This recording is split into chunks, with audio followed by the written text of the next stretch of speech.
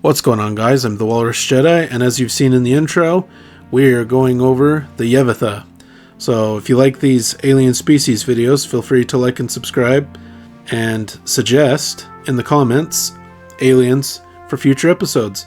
Without further ado, let's get to their planet. N'Zoth.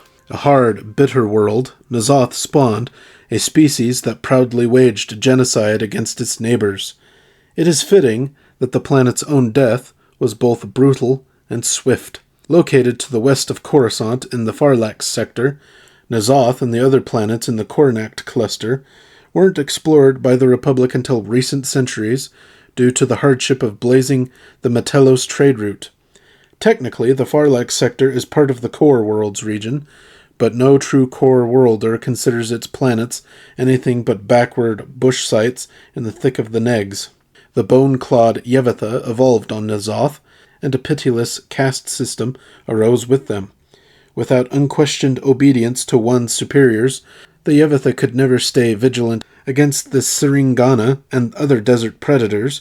Without systematic executions of weaklings, the Yevetha felt they could not maintain the purity of their bloodline. The bright stars of the Koornacht Cluster blotted everything else from N'Zoth's night sky.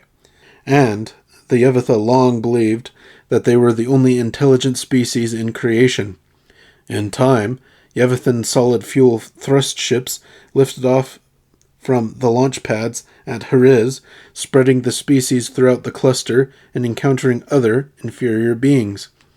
In Gyat Nor, capital city of the 13 Yevethan planets of the Duskin League, plans for the extermination of Koornacht's vermin went unfulfilled when the Empire arrived. The Imperial Navy built its secret Black 15 shipyards in orbit around N'Zoth and enslaved the Yevetha as dock workers. They rebelled 8 months after the Battle of Endor, seizing the Star Destroyers for their own. In 16 ABY, Yevethan Viceroy Nil Spaar finally launched his Great Purge, attacking all non-Yevethan colonies in the cluster. The New Republic's Fifth Fleet smashed the Yevethan military in the conflict known as the Black Fleet Crisis. An angry and broken N'Zoth simmered under the New Republic's jurisdiction for a decade. In 28 ABY, the Yuuzhan Vong invaded the Koornacht Cluster. The Yuuzhan Vong and the Yevetha stood matched in their xenophobia and aggression, but the invaders' military vastly outclassed that of their disarmed opponents. N'Zoth fell in hours, and it is estimated that fewer than 10,000 Yevetha still exist in the galaxy. It has a diameter of 9,500 kilometers. Length of day is 28 standard hours. Its year is 354 standard days. Population, historically 700 million, currently around 7,000. The entire population is Yevethan. They speak Yevethan. They have a caste government. They do not export or import. Yevetha. The Yevetha were a highly xenophobic reptilian species from the planet N'Zoth in the Koornacht Cluster, an isolated collection of about 2,000 stars that has yielded very little intelligent life in its system. This species was wiped out by the Yuuzhan Vong, who saw them as a threat to their planned dominion. The Yevetha were thin, tall, bony humanoids. Males of the species had scarlet facial crests along their cheeks, jaws, and the tops of their heads. These crests swelled up when a male was spurred to violence, and their primary head crest engorged when a male was prepared to mate. The females of the species exhibited no such features. Yevetha had wide-set black eyes and retractable dew claws, one on the inside of each wrist above 6-fingered hands. Yevethan skin incorporated vestigial armor on the back of the neck and down the spine. Their brains were located in their thoraxes, behind thick bone brain cages, and a line of indentations along their temples contained fine hair cells that controlled auditory sensing.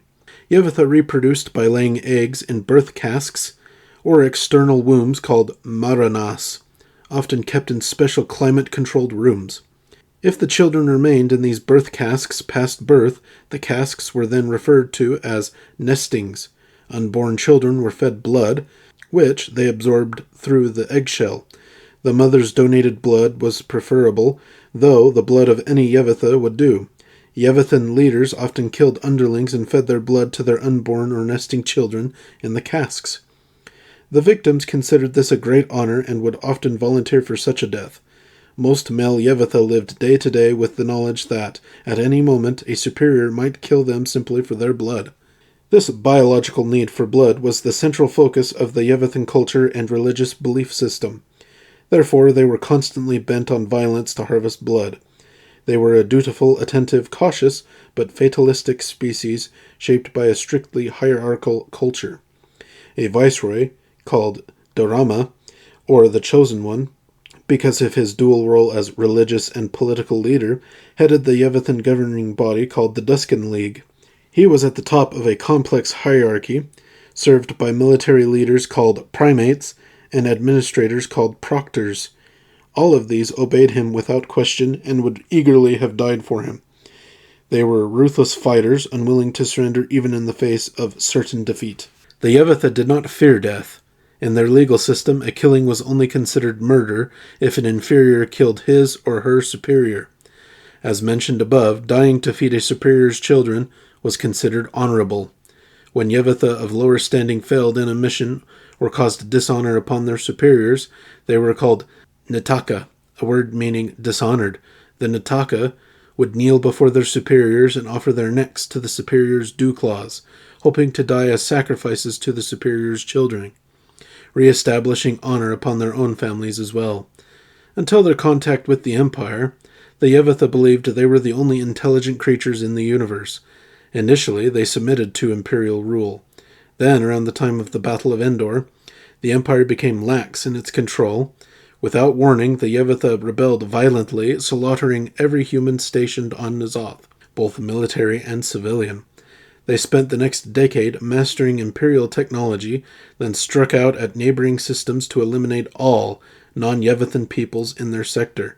12 years after the Battle of Endor, the Yevethan began a cleansing known as the Great Purge, wiping out all non-Yevetha within the borders of the Koornacht Cluster. The New Republic sought to intervene diplomatically when Yevethan expansion threatened Republic-allied worlds, but the Yevetha attacked instead. The New Republic eventually fought them back, but it cost many thousands of lives and nearly toppled the fledgling government.